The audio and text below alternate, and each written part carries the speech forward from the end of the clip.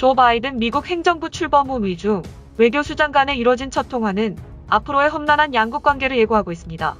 양국이 정상통화 일정조차 잡지 않고 있는 가운데 그 전초전 성격으로 진행된 외교장관 통화에서 양측이 민감한 현안들로 직행하며 정면 충돌하면서 세계 각국은 긴장의 끈을 놓지 않고 있습니다. 지난 5일 미국 국무부 보도 자료에 따르면 토니 블링컨 국무장관은 양제츠 공산당 외교 담당 정치국 위원에게 중국의 서린 춘재 인사를 전하며 통화를 시작했습니다.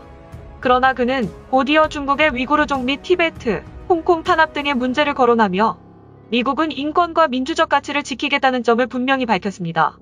거기다 중국이 대만 해협을 비롯해 인도태평양 지역에서 영내 안정을 위협하고 규칙에 근거를 둔 국제사회 시스템을 훼손하고 있다는 점도 지적했습니다. 당장 미국은 대만 해협과 남중국해에서의 항해의 자유를 내세우며 중국의 신경을 건드리고 있습니다. 지난 4일 미 제7함대 소속 존 맥케이남이 대만 해협을 통과한 데 이어 이날 중국이 영유권을 주장하는 남중국해 파라셀 제도 인근을 항해했습니다. 중동에 있던 니미츠 항공모함 전단도 이날 남중국해에 진입해 무력 시위를 벌였습니다. 이 중 대만은 양제츠 정치국원이 가장 민감한 사안이라고 했을 정도로 중국에게 있어 핵심 이익이 걸린 곳이기에 쉽게 포기하지 않을 것으로 보입니다.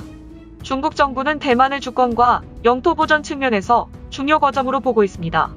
대만은 미중 사이의 알자스 로레인으로 중국은 일본과 대만, 필리핀을 잇는 선 밖으로 미군을 내보내고 동중국해와 남중국해를 자신의 앞마당처럼 쓰려는 야망이 있습니다. 최근에는 미국과의 반도체 전쟁에 대만 TSMC의 중요성이 더 커지면서 중국 내에서는 대만 합병이 TSMC를 가져올 수 있는 방안이라는 얘기가 흘러나오고 있습니다. 반면 미국 입장에서도 대만은 마지노선이기에 쉽게 물러서지 않고 있습니다. 바이든 정부 역시 하나의 중국을 지지하지만 이는 현 상황을 유지하겠다는 뜻이지 홍콩에서처럼 중국 정부의 물리적, 직접적 개입을 용납한다는 것이 아닙니다.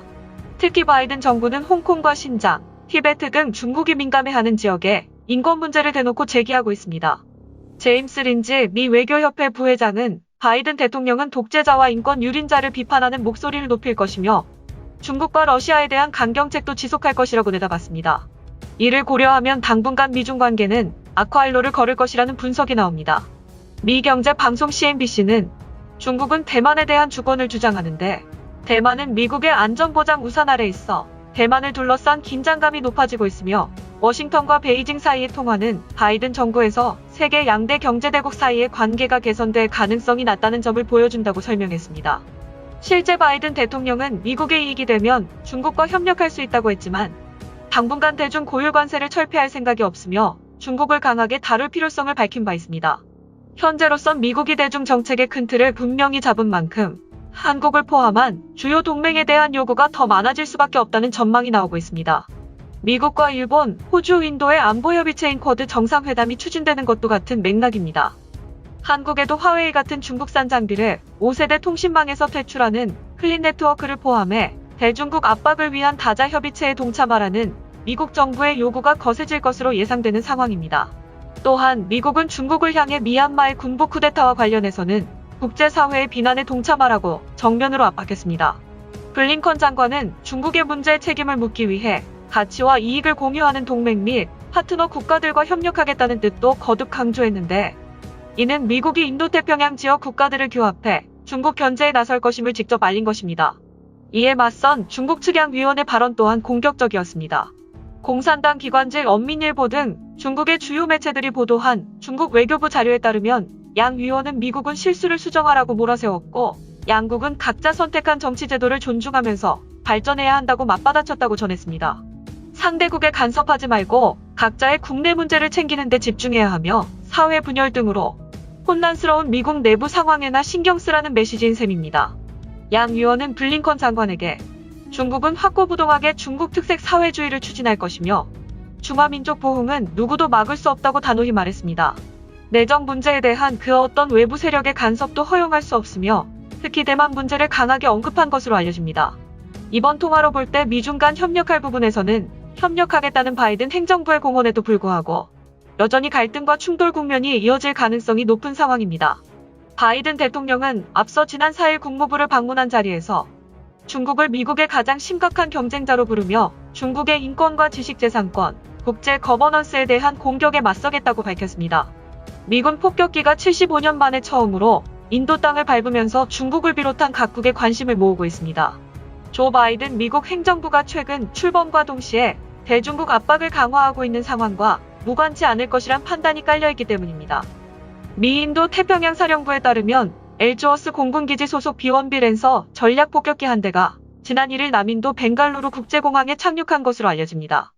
해당 폭격기는 이틀 뒤 엘라안카 공군기지에서 열린 에어로 인디아에 참가하기 위해 26시간이라는 먼 거리를 날아왔는데, 이는 미군 폭격기가 인도에 마지막으로 온 1945년 10월 이후 처음이었습니다. 이와 관련 인도 태평양 사령부는 미 폭격기가 인도 공화국 수립 이후 처음 인도에 착륙했다며 역사적 순간이라고 평가했습니다. 에어로 인디아는 2년마다 열리는 아시아 최대 규모 에어쇼로서 코십9 사태에도 불구하고 전 세계 500여 개 방산업체와 60여 개국 정부 관계자들이 참가했습니다. B-1B는 특히 이번 에어로 인디아에서 인도 공군의 LCA 테아스 전투기와 함께 상공을 가르며 장거리 타격 능력을 선보였습니다. B-1B는 지난 2001년부터 아프가니스탄과 이라크 등지에 배치돼 작전 임무를 수행했습니다. 그러나 이번 에어쇼 참가를 계기로 B-1B의 활동 반경이 인도 등 다른 지역으로까지 확대될 가능성이 있다는 관측이 나오고 있는데, 특히 중국과 국경 분쟁을 겪고 있는 인도의 경우 이른바 쿼드의 한 축으로서 그 역할을 담당할 것으로 예상되는 나라이기도 합니다. 이와 관련 미군 대표단의 일원으로 이번 에어쇼를 참관한 제8공군 사령관 겸 합동지구권 타격사령관은 미국 인도 양국 공군의 파트너십을 증진할 수 있는 발판을 마련했으며, 이를 계기로 양국이 자유롭고 개방된 인도 태평양을 추구함에 따라 협력을 강화하길 기대한다고 전했습니다. 미국은 최근 남중국해를 중심으로 중국과의 군사적 긴장을 한껏 높이고 있습니다. 홍콩 매체 둥망은 지난 5일 니미츠함과 순양함 프린스턴, 부축함 스터리 등으로 진용을 갖춘 항공모함 전단이 말라카 해협과 싱가포르 부근을 지나 남중국해로 전개했다고 보도했습니다. 이미 해당 일대에서 임무를 수행 중이던 시어도어, 루스벨트 항모에 이어 2개 전단이 남중국해 지역으로 전진 배치된 것입니다. 미 7함대 사령부는 같은 날 이지스 구축함 존 맥케인이 남중국해에서 항행의 자유작전을 펼쳤다며 관련 사진을 공개하기도 했으며, 맥케인함은 중국과 동남아시아 주변국들이 영유권 갈등을 겪고 있는 남중국해 파라셀제도 인근을 지나자 중국 당국은 이 같은 미국 측 동향을 주시하고 있습니다. 7함대는 미국 군함의 대만 해협 통과는 자유롭고 열린 인도 태평양을 위한 미국의 약속을 보여주며, 미군은 국제법이 허용하는 곳이라면 계속해서 날아가고 항해하며 작전을 수행할 것이라고 강조했습니다. 도널드 트럼프 행정부 시절 미 해군 군함은 거의 한 달에 한 번씩 대만 해협을 통과하는 항행의 자유작전을 펼쳤고, 중국은 이에 거칠게 반발했습니다.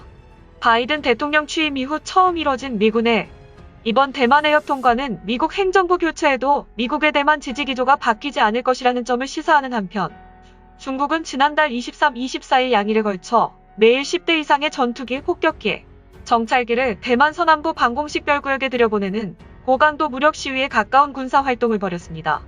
하지만 바이든 대통령이 추진하고 있는 쿼드 정상회의를 계기로 동맹국 결속을 통한 대중압박이 현실화될 수 있는 만큼 쿼드에 민감한 반응을 보여온 중국이 이에 강력 반발할 것으로 예상돼 미중 관계 악재는 더 늘어날 것으로 전망됩니다. 지금까지 지식큐브였습니다. 구독과 좋아요는 컨텐츠 제작에 큰 힘이 됩니다.